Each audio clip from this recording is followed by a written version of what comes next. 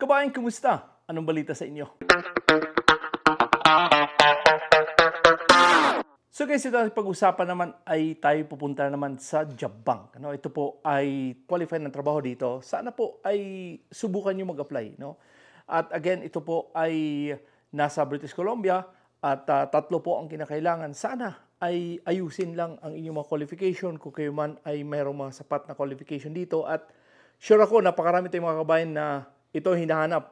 Dahil nga sa ito po nagbubukas na ang ibang mga trabaho opportunity at ito pong ating pag-usapan ay nasa job bank. So, ganun pa man, sabi ko sa inyo, ayusin lang paggawa ng inyong resume. Kung ano man ang nakikita natin dito sa kanilang job description, sabi sa inyo, ayusin ang job description dahil napakalaking bagay na ang inyong job description ay magmamatch doon sa kanilang hinahanap. So, ganun pa man, sana po ay panoorin nyo buo ito ating video para at least magkaroon kayo ng idea. Dahil dito po sa ating mga video sa ating YouTube channel, andito po lahat. Ilalagay ko na sa description box yung kanilang email address. Ano ba tong, saan ba ito nakikita? So para at least kayo ay may mga idea kung paano maghanap ng mga trabaho opportunity dito. Kung hindi man to para sa inyo, pwede nyo palitan yung pag-search niyo dito sa job bank, sa magiging sa Indeed, Subukan nyo, palitan nyo lang ng search kung ano man ang gusto nyo hinahanap. Dahil ito ay presentasyon lang naman kung paano maghanap ng trabaho at kung hindi man para sa inyo, hanap-hanap lang ng iba, di ba? Ganoon lang naman talaga. Kasi ang importante, magkaroon tayo ng idea, ganun pala paggawa ng paghanap ng trabaho, di ba? So, importante na talagang subukan nyo lang mag-apply. But I know yung iba, nagsasabi ko, Noy, hindi pa rin ako tinatawagan eh. Di ba? So sabi sa inyo, tuloy-tuloy nyo inyong paghahanap ng trabaho ayon sa inyong mga work experience kayo po'y maghanap. Dahil napakalaking bagay na kayo po ay naghanap ng trabaho ayon sa inyong work experience para kayo ay may chance na makapaghanap ng trabaho. Dahil kung kayo man ay isang welder tapos gusto niyo pumasok sa farming, talaga naman kung wala kayo experience, mahirapan talaga kayo makapasok. Kaya nga, sinasabi ko sa inyo, panoorin nyo buo dahil tayo po ay may mga tips dito na sinasabi na para makatulong din sa inyong paghahanap ng trabaho opportunity dito sa Canada. Okay? So, ganun pa mga guys, ito pong ating pag-usapan ay doon tayo sa job bank. At kung kayo man ay hindi pa nakapag-login, mag-login, mag-sign in kayo dyan para at least naka-ready na yung inyong mga resume. Pag nakita nyo na may mga job opening na para sa inyo, apply. Okay? So, yun ang importante na kayo po ay mag-sign in dito. Kung wala pa kayong ilagay nyo yung email address niyo, tapos same thing din doon sa Indeed. Mag-login muna kayo doon, tapos i-save niyo yung inyong PDF, yung inyong resume para at least kung kayo man ay naghanap ng trabaho, tuloy-tuloy na yung paghanap. Okay? But sa ngayon, ito pong ating job bank, ang hinahanap natin dito ay ito nga butcher retailer. Napakarami tayong mga kabayan na nagtatanong dito kung paano ba maghanap ng trabaho dito sa butcher, kung may butcher daw. Okay? So ngayon, ito po ang ating pag-usapan, itong butcher retailer. So again, sabi ko nga sa inyo, ito po ay nasa British Columbia at $21 per hour at nasa 30 to 40 hours per week ang kanilang hours ng kanilang trabaho. Ito po ay permanent employment o full-time. At saka ito po ay tatlong bakante na trabaho. Ito po ay na-verify. And again, ito pong sinasabi ko sa inyo, itong LMIA, klaruhin ko lang to sa inyo na ang Canadian at ang mga permanent resident are able and encouraged to apply. Hindi po sinasabi na ito pong trabaho dito sa job bank ay para lang sa mga Canadian at permanent resident. Okay? Able to apply. In-encourage mo na ang mga Canadian at mga permanent resident mag-apply dito.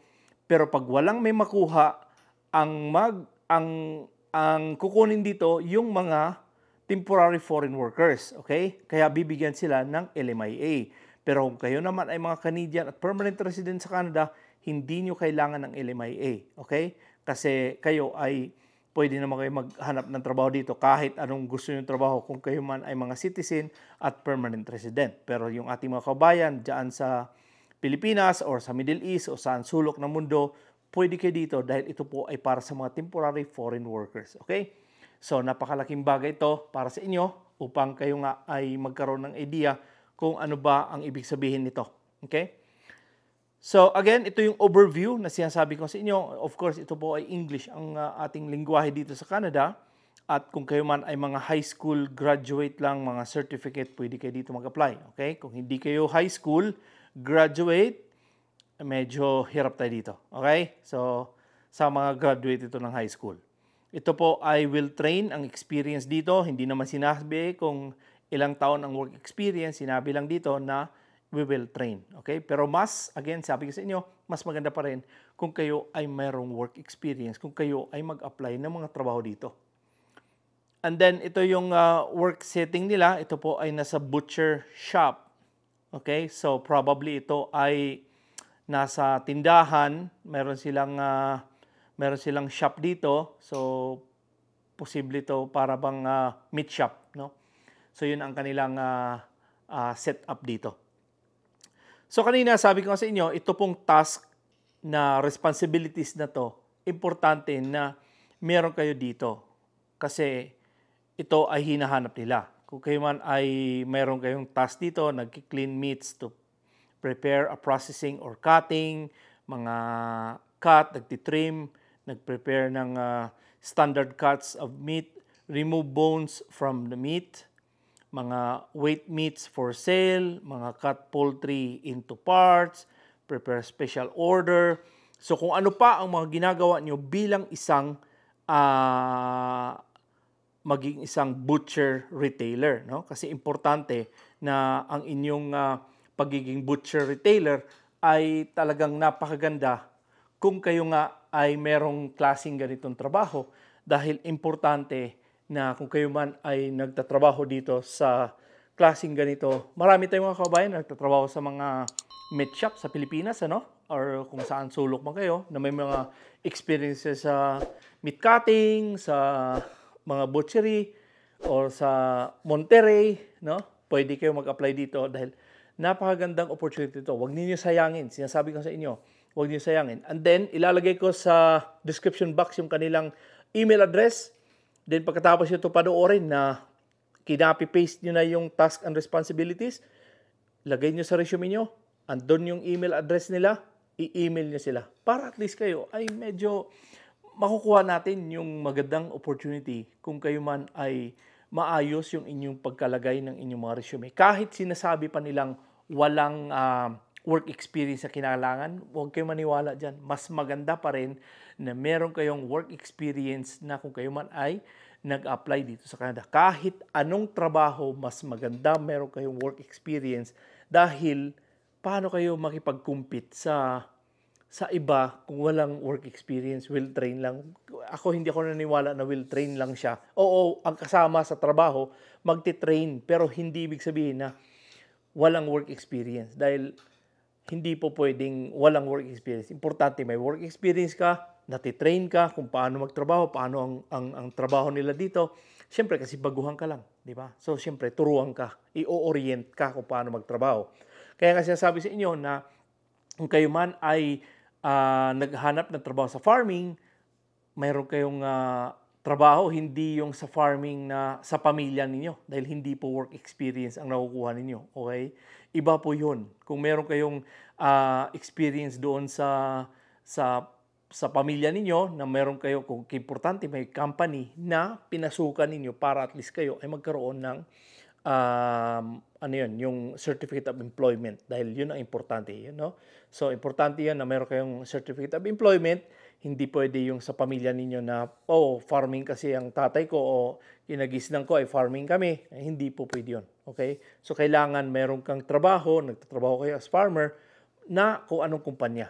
Okay? So, importante na meron tayong kaalaman din dyan. So, kung kayo man ay naghanap ng trabaho sa driving, so, importante din na yung inyong pagdadrive ninyo, ano ang mga class ng mga license ninyo, ilagay nyo sa resume. Okay? Importante din na maglalagay kayo ng mga yung mga certificate ninyo, kung may mga certificate nyo, in situ, may mga training kayo, may mga seminar kayo, ilagay nyo yung inyong mga certificate at training doon sa inyong resume dahil napakalaking factor yan kung kayo ay merong sapat na, kumbaga, ready to go. Okay? So, importante ganun talaga. So, ganun pa mga guys, pwede nyo i-share ang ating video sa inyong mga kaibigan, kamag-anak na gusto at nagbalak pumunta sa Canada na, again, sabi sa inyo, kung hindi man to para sa inyo, maghanap tayo ng ibang pamaraan upang kayo ay makapag-apply dito. Ayusin ninyo, okay? Ayusin nyo. At sana ay makarating kayo sa Canada at sinabi ko nga, kung kayo makarating sa Calgary, i-PM nyo ako para at least magkita-kita tayo at magkape-kape tayo dito minsan. Okay? So, but again, kung hindi po yung nakapag-subscribe, sana po ay makusidyo i-like, i-subscribe. Huwag kayong kalimutan lagi i-click ang notification bell para updated kayo tuwing meron ko in-upload dito sa ating YouTube channel. So, ganun po mga guys. Sana po ay meron kayong natutunan sa ating vlog ngayon. At sabi ko sa inyo, mag-comment na kayo kung meron kayong mga katanungan. So, ganun po man. Maraming salamat ulit sa inyong panonood at subaybay sa aking channel. Ako po ulit si Noy Tebs. God bless and a wonderful day.